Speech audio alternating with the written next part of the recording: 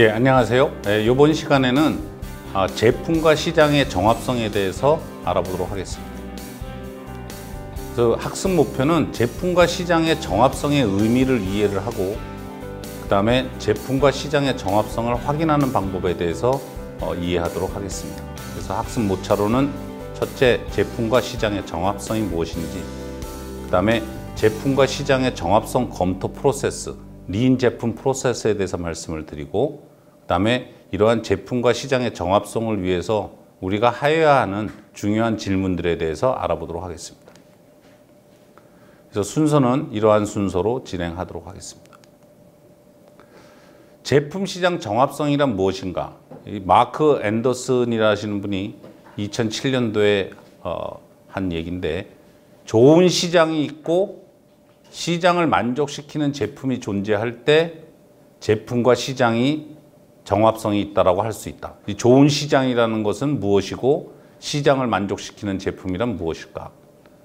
그래서 여기서 우리가 묻고자 하는 질문은 뭐냐면, 성장하는 시장이 있느냐? 그것이 바로 좋은 시장이죠. 그러면 그런 성장하는 시장에서 고객을 만족시키는, 시장을 만족시키는 가치 제한이 있는가? 그렇다고 하면은 제품과 시장의 정합성이 있다고 볼 수 있을 것입니다. 두 번째로는 폴 그레엄이 물어본 것입니다. 대중이 원하는 것을 제작하는 것이 바로 제품과 시장의 정합성이 있다고 보는 거예요. 그 이야기는 달리 얘기하면 고객에게 검증을 받았느냐, 정말 대중이 원하는 것을 만들었느냐를 갖다가 검증을 하면 곧 제품과 시장의 정합성이 있다고 말씀할 수 있을 것입니다. 그 다음에 션 앨리스는 만약에 당신의 제품이 없으면 매우 실망한다고 이야기하는 고객이 최소한 40%가 돼야 제품과 시장의 정합성이 있다고 얘기할 수 있다. 이것을 다른 얘기로 하면은 고객을 만나서 검증을 받았느냐, 그 고객들이 정말로 최소한 40%가 되느냐를 알아봐야 된다는 것이죠. 그래서 제품 정합성을 보기 위해서는 일단은 성장하는 시장이 있는지를 봐야 되겠고, 그 다음에 시장을 만족하는 가치 제한이 있는지를 확인하고, 그것을 갖고 고객에게 검증을 받았는지를 확인해서 제품과 시장의 정합성을 확인할 수가 있을 것입니다. 그러면 수익 창출과 회사 성장이 가능한 시장이 있느냐? 이게 바로 좋은 시장이 있느냐를 갖다가 보는 것이죠. 그래서 만약에 없으면은 다른 사업을, 분야를 모색을 해야 되는 것입니다. 우리가 이러한 그 시장, 제품 시장 정합성을 따지면서 결단력을 가져야 하는 것이죠. 맨 처음에 시장을 봤는데 좋은 시장이 아니라 그러면은 다른 사업 분야를 모색할 수 있는 결정력이 있어야 하는 것이고요. 두 번째는 고객의 요구를 우리가 이해를 했는가.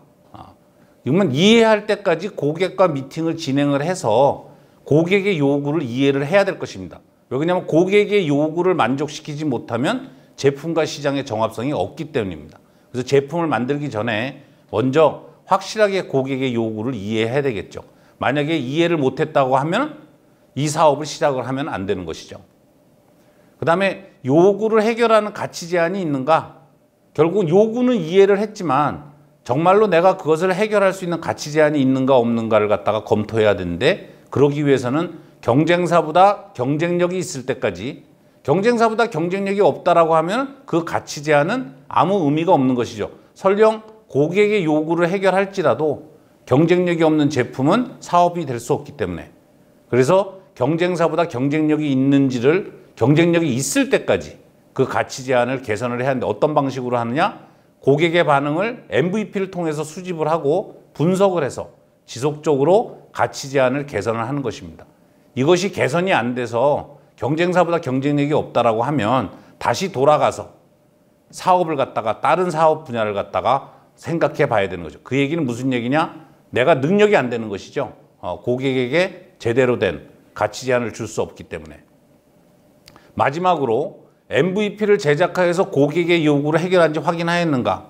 앞에서 보듯이 40%가 되지 않으면은 제품과 시장의 정합성이 없는 것입니다. 그래서 이 MVP를 제작을 해서 고객의 요구가 해결될 때까지, 곧 그 얘기는 최소한 40%는 좋아할 때까지 지속적으로 MVP를 개선을 해야 되는 것이고, 이것을 그렇게 40%의 고객이 좋아할 때까지 하지도 않는데 제품을 시장에 내놓는다고 하면 실패할 가능성이 매우 큰 것이죠.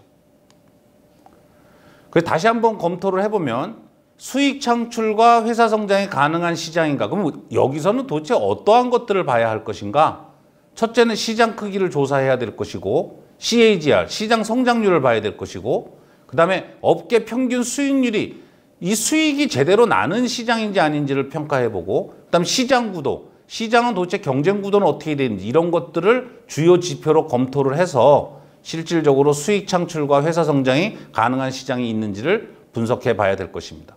두 번째, 고객의 요구를 이해했는가? 이것을 파악하기 위해서는 일단 시장을 분류해야 될 것이고 그 다음에 타겟 고객을 결정하고 고객별 요구사항을 갖다가 이해를 해야 제대로 된 고객의 요구를 이해했다고 볼 수 있을 것입니다.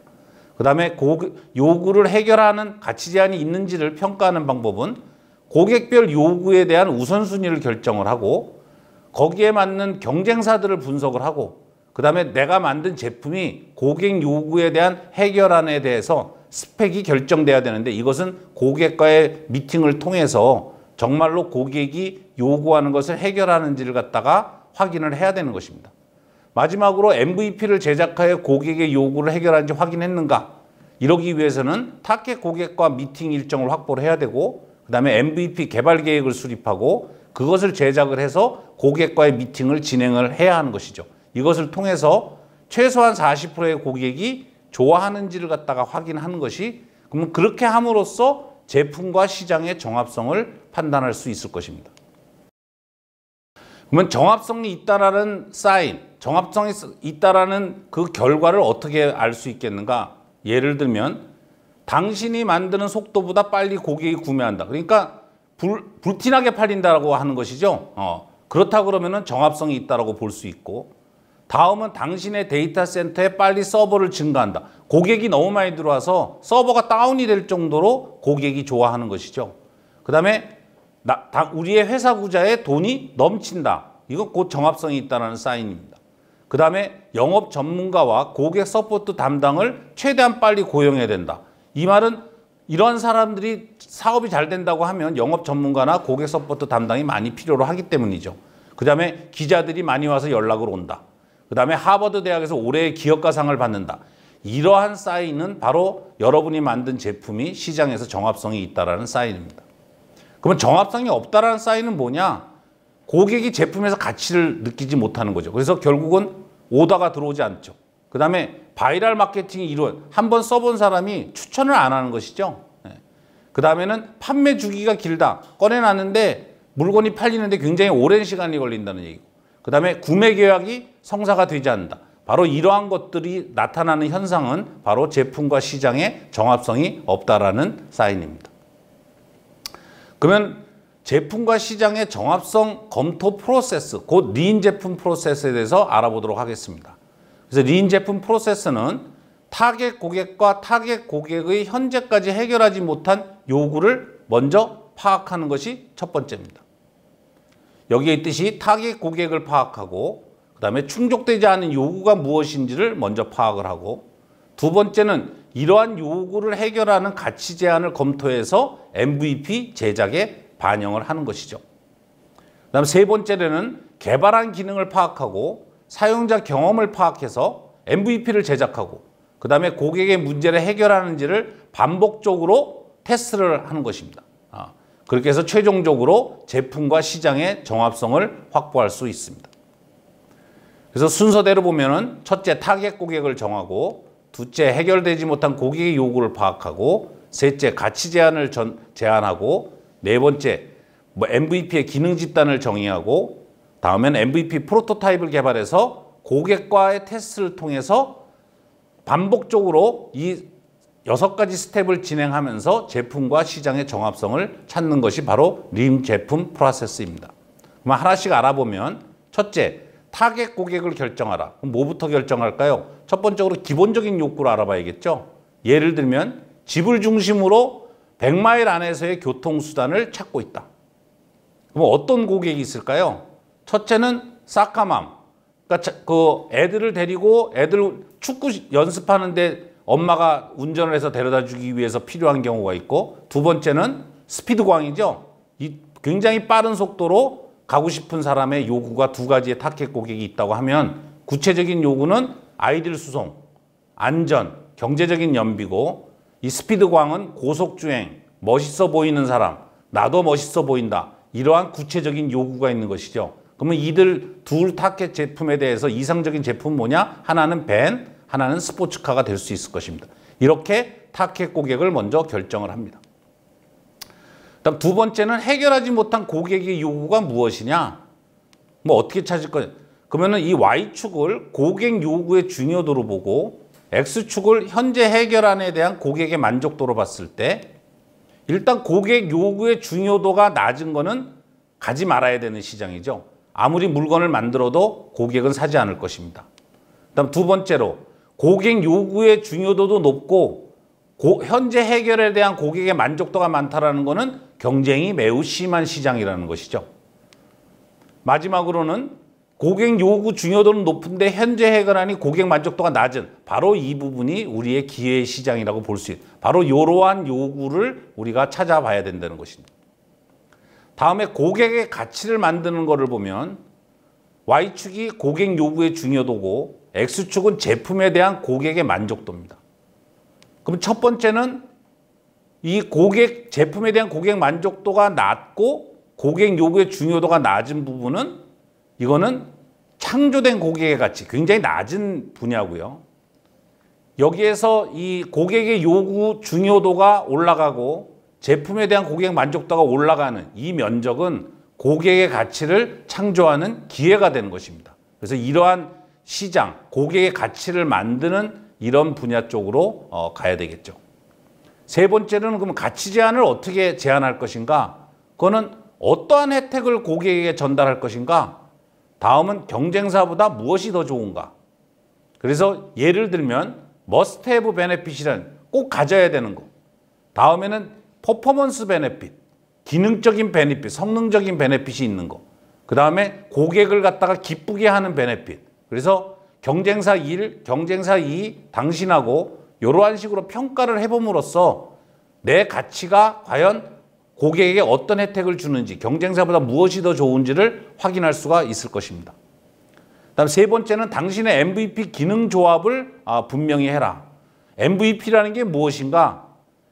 이 기쁨, 사용 가능성, 유연성 기능 중에 기능을 조금만 구현한 것은 MVP가 아닙니다. MVP는 이 모든 것에 조금이라도 구현을 해서 실제 제품과 거의 비슷하게 느낄 수 있어야지만 MVP로서 알 수 있는. 그래서 기능 조합, 결국은 기능, 유연성, 사용 가능성, 기쁨 이 네 가지의 기능을 다 가지고 있는 것이 확실하게 MVP가 되는 것입니다.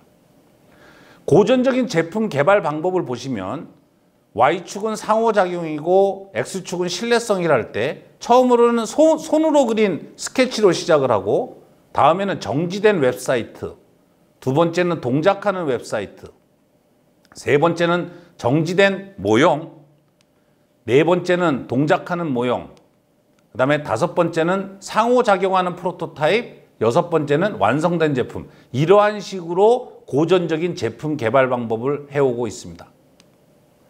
그렇지만 반복적인 디자인과 테스트 일을 진행하는 프로세스, 이 방법을 보시면 먼저 손으로 그린 것을 갖다가 지속적으로 테스트를 해서 완성을 시킵니다. 두 번째는 동작하는 웹사이트를 고객과 테스트를 반복적으로 해서 완성을 하고, 세 번째는 동작하는 모형을 반복적으로 고객과 테스트를 해서 완성을 하고, 마지막으로 완성된 제품, 이것 또한 고객과 반복적인 테스트를 통해서 완성을 시키는 이러한 반복적인 방식을 통해서 한 단계 한 단계 완성시켜가는 모습, 이것이 바로 리인 제품 프로세스의 하나의 방식입니다. 다음은 MVP를 고객과 테스트할 때 제일 첫 번째 뭐하냐? 무엇을 테스트하고 무엇을 배우는가? 약 고객을 만난 다음에 한 10분에서 15분 정도는 사용자의 요구와 우선순위를 먼저 이해를 합니다. 그다음 두 번째는 현재 사용하고 있는 해결안에 대한 좋은 점과 나쁜 점을 갖다가 확인을 합니다. 두 번째 단계는 프로토에 대한, 우리가 MVP에 대한 고객의 반응을 약 30분에서 50분 정도 파악을 합니다. 그래서 첫 번째 고객에게 모형 제품을 보여주고, 그 다음에 그것을 보여주고 고객이 혼자서 테스트할 수 있게끔 해야 돼요. 그래서 당신이 없는 것처럼 느끼게 해라. 그래서 고객이 아주 자유롭게 테스트를 하고 그 다음에 이해를 위하여 질문을 갖다가 던져야 하는 것입니다. 마지막으로는 한 5분에서 10분 정도는 미팅을 정리할 때는 고객과의 미팅에서 나온 이슈나 질문에 대해서 고객이 물어보면 답하는 것이고, 그다음 마지막으로 당신이 강조하고 싶은 기능을 고객에게 설명을 해주고, 그 다음에 제품 사용에 의향이 있는지를 질문을 해야 되는 것이죠. 이 질문을 안 하고 오면 과연 고객이 정말로 좋아하는지 안 하는지를 알 수가 없는 것입니다. 이렇게 3단계를 통해서 고객과의 MVP 테스트를 진행을 합니다. 그 다음에 고객과 테스트를 해서 해야 할 일이 우리가 무엇인가? 첫 번째, 고객과 테스트를 할 때 해야 할 일 중에는 첫 번째, 사용자에게 설명을 하는데 고객의 반응은 제품 개선에 도움이 되기 때문에 그 반응을 확실하게 확인을 해야 되고요. 당신이 기분이 상하는 것을 개의치 말라. 그러니까 내가 고객이 아무리 내 제품을 나쁘다고 해도 이러한 것을 표현하면 안 되는 것이죠. 그 다음에 벽에 있는 파리처럼, 이 무슨 말입니까? 저거 내가 있는지 없는지도 모르게 고객이 자유롭게 나의 제품을 테스트할 수 있게끔 환경을 만들어줘야 되는 것이고요. 그 다음에 제일 중요한 거는 노트를 작성하고 결과를 재검토해야 되는 것입니다. 하지 말아야 하는 일은 뭐냐? 답이 있는 질문은 고객에게 하지 말아야 됩니다.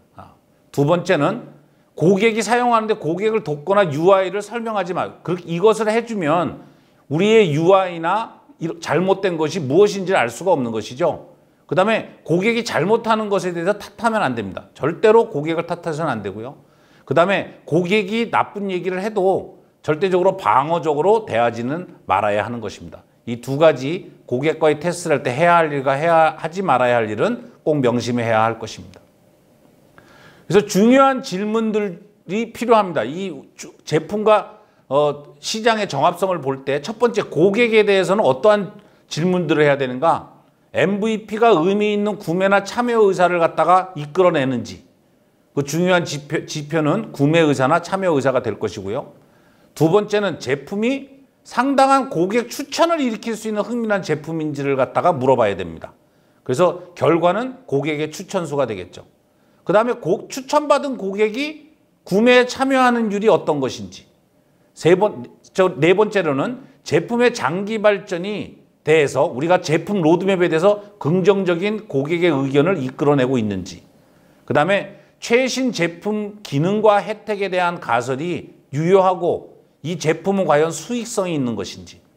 그 다음에 장기적인 제품 공급 로드맵에 대해서 고객이 구매 의욕이 있는지. 그래서 이 6가지 정도의 질문, 이것은 최소한의 질문이죠. 이러한 질문을 통해서 고객이 내 제품에 대해서 어떻게 느끼는지를 알아볼 수 있을 것입니다.